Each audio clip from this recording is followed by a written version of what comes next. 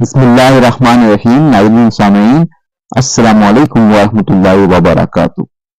ناظرین سامعین، آج کی اس ویڈیو میں حضرت عزیر علیہ السلام کے بارے میں بتایا جائے گا۔ آپ سے التماس ہے کہ ویڈیو کو آخر تک لازمی دیکھیے گا۔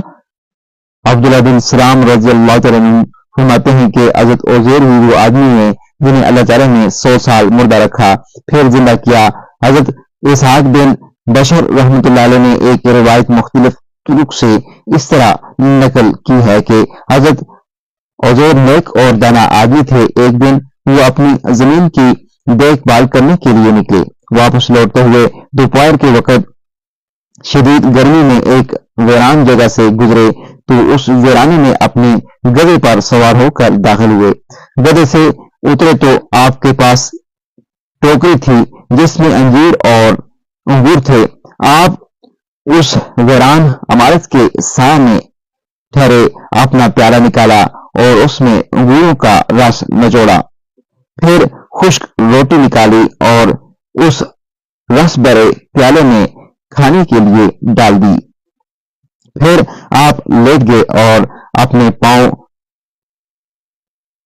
زیوار کے ساتھ لگائے اور گھروں کی چھتوں کو دیکھنے لگے کہ وہ اپنے عرشوں کے سہارے قائم ہیں۔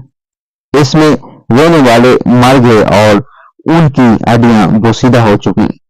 تو فرمایا، اے اللہ، مرنے کے بعد کیسے زندہ کرے گا؟ انہیں اللہ کے زندہ کرنے میں شک نہیں تھا، بلکہ تعجباً ایسا کہا۔ تو اللہ تعالیٰ نے ملک الموت کو ان کی طرف بھیجا۔ انہوں نے آپ کی روح قبض کر لی۔ اللہ نے 100 سال تک آپ کو مردہ رکھا۔ جب 100 سال گزر گئے اور اس دوران بنی اسرائیل میں کئی نئے حالات اور واقعات رونما ہوئے تو اللہ تعالیٰ نے حضرت عزیر کی طرف ایک فرشتہ بھیجا جس نے ان کا دل بنایا تاکہ وہ سمجھ سکیں، آنکھیں بنائی تاکہ ان کے ذریعے دیکھ سکیں کہ اللہ تعالیٰ مردوں کو کیسے زندہ کرتا ہے۔ پھر تخلیق شروع ہوئی اور آپ دیکھتے رہے۔ پھر ہڈیوں پر گوشت چڑھا، بال اور گوشت ظاہر ہوئے اور روح پھونک دی گئی۔ وہ ہر ایک چیز کو دیکھتے اور سمجھتے رہے۔ آپ سیدھے ہو کر بیٹھے اور فرشتہ نے پوچھا، آپ کو معلوم ہے آپ کتنی مدت ٹھہرے ہیں؟ فرمایا کہ ایک دن یا دن کا کچھ حصہ، اس لیے کہ آپ دوپہر کے وقت آرام کرنے کے لیے ٹھہرے تھے اور آپ کو سورج کے غروب ہوتے وقت اٹھایا گیا تھا۔ پھر فرمایا، یا دن کا کچھ حصہ، اس لیے کہ ابھی دن مکمل نہیں ہوا۔ فرشتہ نے ان سے کہا، نہیں، بلکہ آپ 100 سال تک سوئے رہے۔ آپ اپنے کھانے پینے کے سامان کو دیکھیں، یعنی خشک روٹی اور نچوڑا ہوا جوس، وہ دونوں اپنی عادت پر برقرار ہیں، ان میں کوئی تبدیلی نہیں ہوئی۔ انجیر اور انگور تر و تازہ رہے، ان میں کوئی تبدیلی نہ آئی۔ وہ دل میں اپنی موت کا انکار کرنے لگے تو فرشتے نے ان سے کہا، جو میں نے کہا ہے، اگر تم اس کا انکار کرتے ہو تو اپنے گدھے کی طرف دیکھو۔ جب انہوں نے گدھے کی طرف دیکھا تو اس کی ہڈیاں گل سڑ کر بوسیدہ ہو چکی تھیں۔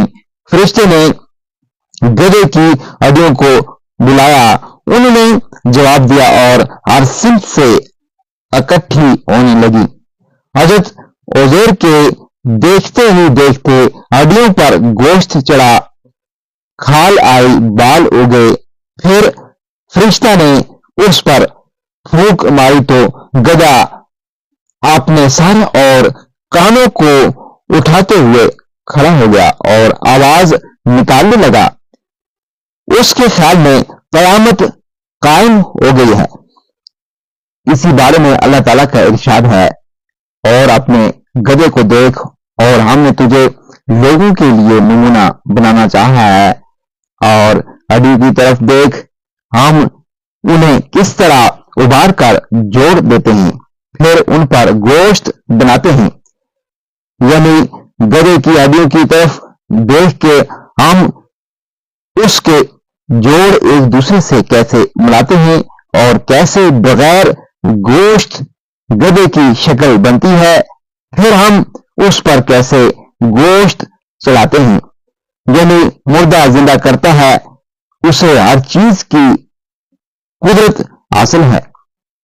حضرت عزیر اپنے گدھے پر سوار ہوئے اپنے محلے میں آئے، نہ لوگوں نے آپ کو پہچانا، نہ آپ نے لوگوں کو پہچانا، اور اپنے گھر کو بھی نہ پہچان سکے۔ آپ اپنے گمان کے مطابق اس گھر میں آئے تو وہاں ایک کمزور اور اندھی بڑھیا بیٹھی تھی جس کی عمر 120 سال تھی اور وہ گھر والوں کی لونڈی تھی۔ جب حضرت عزیر اس گھر سے گئے تھے اس وقت اس کی عمر 20 سال تھی اور وہ آپ کو اچھی طرح جانتی اور پہچانتی تھی، مگر اب بڑھاپے کی بنا پر اعصاب کمزور ہو چکے تھے۔ حضرت عزیر نے پوچھا، کیا یہ عزیر کا گھر ہے؟ اس نے کہا، ہاں یہ عزیر کا گھر ہے۔ وہ رو پڑی اور کہا کہ اتنے سال گزر گئے، عزیر کا کسی نے تذکرہ نہیں کیا، اب تو لوگ بھی اسے بھول گئے۔ آپ نے کہا، میں عزیر ہوں، اللہ نے مجھے 100 سال تک موت دی، پھر دوبارہ زندہ کیا۔ اس نے کہا، سبحان اللہ، عزیر کو تو 100 سال ہو گئے گم ہوئے، ہم نے تو اس کا ذکر بھی نہیں سنا۔ آپ نے فرمایا، میں عزیر ہوں۔ اس عورت نے کہا کہ عزیر تو مستجاب الدعوات آدمی تھے، وہ بیمار کے لیے دعا کرتے اسے شفا ملتی، مصیبت زدہ کے لیے دعا کرتے اسے نجات ملتی تھی، بس تو اللہ سے دعا کر وہ میری بیماری لوٹا دے، میں دیکھوں اگر تو عزیر ہے تو میں پہچان لوں گی۔ حضرت عزیر نے دعا کی اور اس کی آنکھوں پر اپنا ہاتھ پھیرا، وہ صحیح ہو گئی۔ اس کا ہاتھ پکڑا اور کہا، اللہ کے حکم سے کھڑی ہو جا۔ اللہ تعالیٰ نے اس کی ٹانگیں کھول دی اور وہ صحیح سلامت کھڑی ہو گئی، جیسے گویا کہ کسی رسی سے اسے آزاد کیا گیا۔ اس عورت نے دیکھا اور کہا، میں گواہی دیتی ہوں کہ تو عزیر ہی ہے۔ وہ عورت بنی اسرائیل کے محلوں میں گئی، وہ اپنی محفل اور مجلسوں میں تھے۔ حضرت عزیر کا بیٹا بھی 118 سال کا تھا اور آپ کے بوڑھے پوتے بھی اس مجلس میں شریک تھے۔ اس نے لوگوں کو پکار کر کہا، یہ عزیر تمہارے پاس آئے ہیں۔ لوگوں نے عورت کو جھوٹا سمجھا۔ اس نے کہا، میں تمہاری آزاد کردہ باندی ہوں۔ اس نے میرے لیے اللہ سے دعا کی تو میری نظر لوٹ آئی اور ٹانگیں ٹھیک ہو گئیں، اور یہ کہتا ہے کہ اللہ نے 100 سال اس کو موت دے رکھی، پھر زندہ کیا تو لوگ ان کی طرف آئے اور دیکھنے لگے۔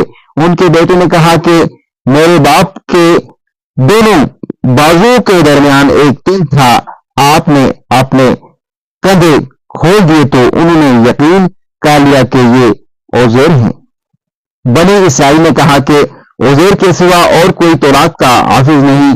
بخت نصر نے تورات جلا دی اور ہمارے پاس صرف اتنی تورات ہے جو لوگوں کو یاد ہے، آپ ہمارے لیے تورات لکھ دیں۔ ابو سریحہ نے تورات کا ایک نسخہ بخت نصر کے زمانے میں دفن کر دیا تھا، جسے حضرت عزیر کے علاوہ کوئی نہیں جانتا۔ آپ علیہ السلام لوگوں کو اس جگہ لے گئے، جگہ کھودی گئی اور تورات کا نسخہ نکالا گیا، مگر اس کے اوراق بوسیدہ تحریر مٹ چکی تھی۔ حضرت ابن عباس رضی اللہ عنہ فرماتے ہیں کہ اللہ تعالیٰ کے ارشاد، ہم نے تجھے لوگوں کے لیے نمونہ بنانا چاہا ہے، یعنی بنی اسرائیل کے لیے، اس طرح کہ آپ جب اپنے بیٹوں کے ساتھ بیٹھتے تو وہ بوڑھے اور آپ جوان نظر آتے، اس لیے کہ آپ 40 سال کی عمر میں فوت ہوئے تو دوبارہ جب اٹھے تو اسی طرح جوان تھے جیسے فوت ہوئے تھے۔ حضرت ابن عباس رضی اللہ تعالیٰ عنہ فرماتے ہیں کہ آپ علیہ السلام کو بخت نصر کے بعد مبعوث کیا گیا، اصل میں بھی اسی طرح کہا ہے۔